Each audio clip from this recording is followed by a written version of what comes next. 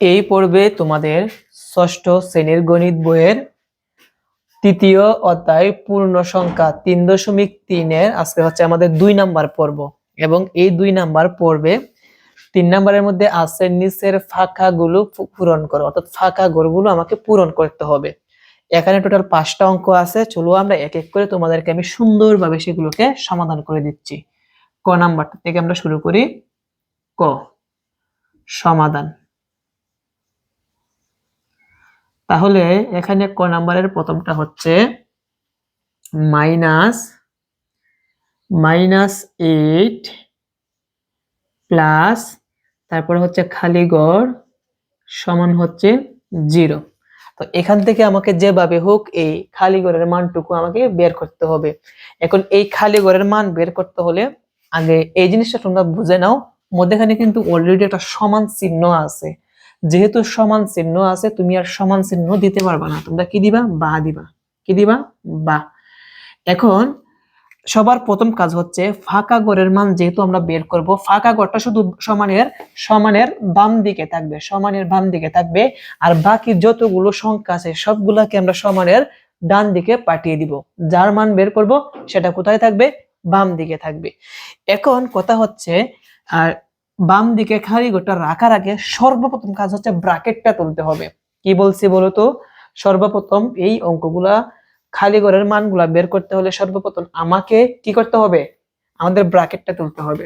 আচ্ছা, প্রথম ব্র্যাকেটটা তুললে এখানে কি আছে? -8। তাহলে লিখবো -8 আর প্লাস খালি ঘরের জায়গায় প্লাস খালি ঘর সমান হচ্ছে 0। বা এখন আমরা যেহেতু খালি ঘরের মানটা বের করব, এইটা রাইখা দিব শুধু। এটার সামনে কি আছে? প্লাস, তো প্লাস চিহ্ন দিতে হয় না, আমরা জাস্ট শুধু এখানে লিখবো খালি ঘর সমান। এখন খালি ঘরের সাথে এখানে কি আছে? -8। -8 কিন্তু সমানের বাম দিকে। আমি বলছিলাম শুধু খালি ঘরটা রাখবো বাম দিকে আর বাকি সবগুলা ডান দিকে পাঠাই দিব। তো এখানে যে -8টা আছে, আমরা সমানের ডান দিকে আনলে কি হবে? +8। অর্থাৎ বাম দিকে যদি মাইনাস থাকে, ডান দিকে আনলে কি হবে? প্লাস। আর প্লাস থাকলে এই পাশে আনলে হবে মাইনাস। বাম দিকে যদি গুণ থাকে, ডান দিকে আনলে কি হবে? ভাগ হবে। এটাই মানে সিস্টেম। তো -8 এই পাশে আনলে হবে +8। তো এইটা লেখার আগে সমানের ডান পাশে আগে যেটা ছিল এইটা আগে বসাতে হবে। তো যেহেতু শূন্য, শূন্য বসাতে হয় না। তোমরা -8 এই পাশে আনলে কি হবে? +8। এখন অনেক শিক্ষার্থী বলবা যে স্যার আপনি তো মাইনাস প্লাস দিলেন না। তো প্লাস কিন্তু এখানে মনে মনে আছে, প্লাস চিহ্ন দিতে হয় না। তো আমাদের খালি ঘরের মান বের হয়ে আসছে, সেই জন্য আমরা লিখবো অতএব সম্পূর্ণ প্রশ্ন আমরা আবার লিখবো -8 প্লাস খালি ঘর। খালি ঘরে কত বসবে? খালি ঘরে যে মানটা বসবে এই মানটা আমরা লিখে দিব 8। তারপরে হচ্ছে সমান কত? 0। বাস, এটাই হচ্ছে আমাদের অ্যান্সার। প্রিয় শিক্ষার্থীরা, আশা করি তোমরা এখানে ক নাম্বার প্রশ্নের সমাধানটি তোমরা সুন্দরভাবে বুঝতে পেরেছো। তো ক নাম্বারটা যদি বুঝো, চলো এখন আমরা খ নাম্বারটা শুরু করি। তো খ নাম্বারের মধ্যে প্রথমটা হচ্ছে 13 প্লাস খালি ঘর সমান হচ্ছে 10। তো এখান থেকে আমাকে খালি ঘরের মানটা বের করতে হবে। তো সমান আছে, আমরা কি দিব? বা দিব। তো আমরা খালি ঘরটা শুধু রেখে দিব, লিখলাম খালি ঘর সমান। আর দেখবা যেইটাই তুমি লিখবা না কেন, এটার আগে দেখবা চিহ্নটা কি আছে। যদি মাইনাস থাকে তাহলে কিন্তু মাইনাসটা এখানে বসাইয়া দিতে হবে, কিন্তু প্লাস থাকলে বসাতে হয় না। যেহেতু প্লাস আছে, প্লাস বসাতে হবে না। এখন এইদিকে সংখ্যা কি আছে? 13 আছে। 13 কিন্তু এই জায়গার মধ্যে প্লাস হিসাবে আছে, প্লাস প্লাস। মাইনাস নাই মানে এটার সামনে কি আছে? প্লাস আছে। তো আমরা যদি সমানের ডান দিকে আনি এই পাশে, তাহলে মাইনাস হবে। তো এইটা এই পাশে লেখার আগে আগে সমানের ডান দিকে যেইটা ছিল এইটা আগে লিখতে হবে। লিখলাম 10। 13 প্লাস এই পাশে আনলে কি হবে? মাইনাস হবে। বা খালি ঘর সমান, এখন 10 থেকে যদি আমরা 13 বিয়োগ করি তাহলে কত হয়? -3 হয়। অনেকে বুঝতে পারো না, আমি বুঝাই দিচ্ছি। প্লাসের কত আছে? 10। এটার সামনে মাইনাস নাই মানে এটা প্লাসের। তো প্লাসের আছে 10, মাইনাসের কত আছে? দেখো 13 সামনে একটা মাইনাস চিহ্ন আছে। তো মাইনাসের আছে 13। এখন কথা হচ্ছে প্লাসের বেশি নাকি মাইনাসের বেশি? অবশ্যই মাইনাসের বেশি। যেহেতু মাইনাসের বেশি লাস্টে কিন্তু মাইনাস এখানে লিখতে হবে। তার মানে 10 থেকে যদি আমরা 13 বিয়োগ করি তাহলে -3 আসবে। তোমরা চাইলে ক্যালকুলেটরের সাহায্যে করতে পারো।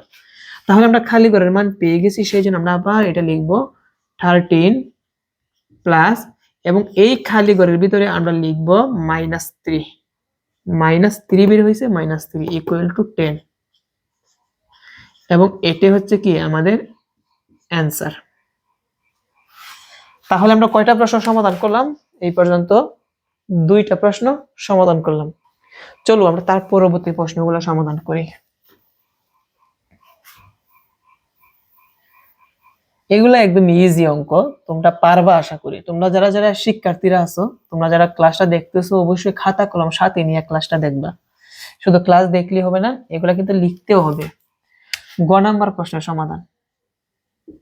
গ নাম্বারটা হচ্ছে 12 প্লাস ব্র্যাকেট -12 ইকুয়াল টু, এখানে হচ্ছে খালি ঘর।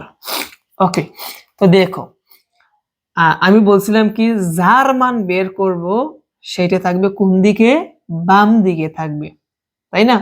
আচ্ছা, তো বাম দিকে এটা নেওয়ার কোনো দরকার নাই, এটা যেহেতু অলরেডি ডান দিকে আছে, আমরা এটার ইকুয়েশন কত আসবে খালি করে বসাতে হবে। যদি এই খালি ঘরটা যদি এই পাশে থাকতো, এই পাশে থাকতো তাহলে ঠিক আছিল। তো এটা ঠিক আছে, এটা যেভাবে সেভাবে রাখলে কোনো সমস্যা নাই, বা দিলাম। ব্র্যাকেট তুলি, এখানে কত আছে? 12 প্লাসে মাইনাসে -12 ইকুয়াল টু খালি ঘর। এখন 12 থেকে 12 যদি আমরা বাদ দিই 0 আসবে, সমান খালি ঘর। ওকে, তাহলে আমরা লিখতে পারি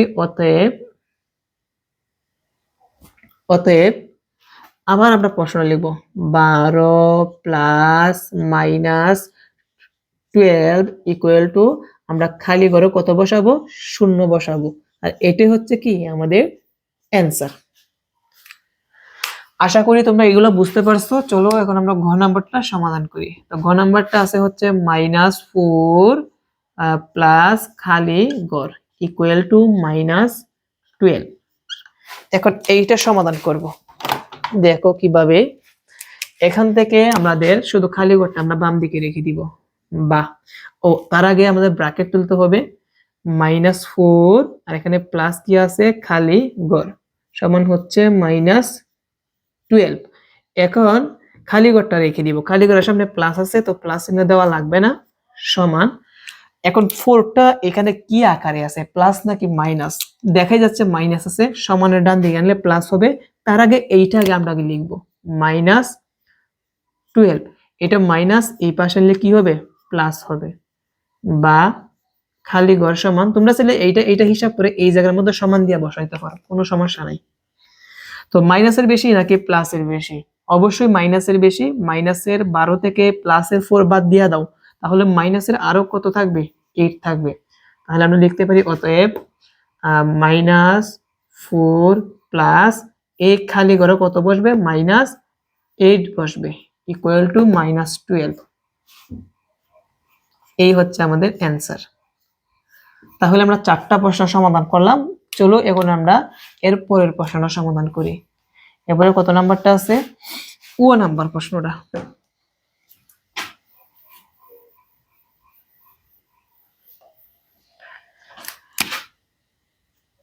ও নাম্বারটা হচ্ছে, প্রথমে আছে খালি ঘর -15 ইকুয়াল টু -10। এখন যেহেতু আমরা খালি ঘরের মান বের করব, খালি ঘরটা রেখে দেই। এই -15টা আমরা সমানের ডান দিকে নিলে প্লাসের হবে। কি হবে? প্লাসের। তার আগে আমাদের এইটা লিখতে হবে, সমান -10, আর এটা মাইনাস, এই পাশে আনলে কি হবে? প্লাস হবে, বা খালি ঘর সমান মাইনাসের 10 আর এই পাশে আছে প্লাসের 15। কার বেশি? মাইনাসের বেশি নাকি প্লাসের বেশি? অবশ্যই প্লাসের বেশি। তো প্লাসের 15 আর মাইনাসের হচ্ছে 10, প্লাসের কত বেশি? প্লাসের 5 বেশি, তাহলে লিখবো 5। তো প্লাস চিহ্ন দেওয়া লাগবে না, এটাই। অতএব আমরা আবার লিখবো, খালি ঘরটা লিখলাম, খালি ঘরে কত বসাবো? 5 -15 ইকুয়াল টু কত আছে? -10। এটি হচ্ছে কি আমাদের অ্যান্সার। প্রিয় শিক্ষার্থীরা, আশা করি আজকের এই ক্লাসের মাধ্যমে নিচের ফাঁকা ঘরগুলো পূরণ করো 3-এর এগুলা সমাধানগুলো তোমরা ভালোভাবে বুঝতে পেরেছো। আমরা পরবর্তী পর্বে আছে হচ্ছে 4 নম্বরের মধ্যে আছে যে মান নির্ণয় করো। ফাঁকা ঘরগুলো পূরণ করো, এটা পর্ব হচ্ছে 3 হবে, এটা পর্ব 2 না, এটা পর্ব হচ্ছে 3। তো আজকে এই পর্যন্তই। আমরা পরবর্তী পর্বে 4-এর মধ্যে আছে মান নির্ণয় করো, এইগুলা সমাধান করব। সবাই ভালো থেকো। আসসালামু আলাইকুম।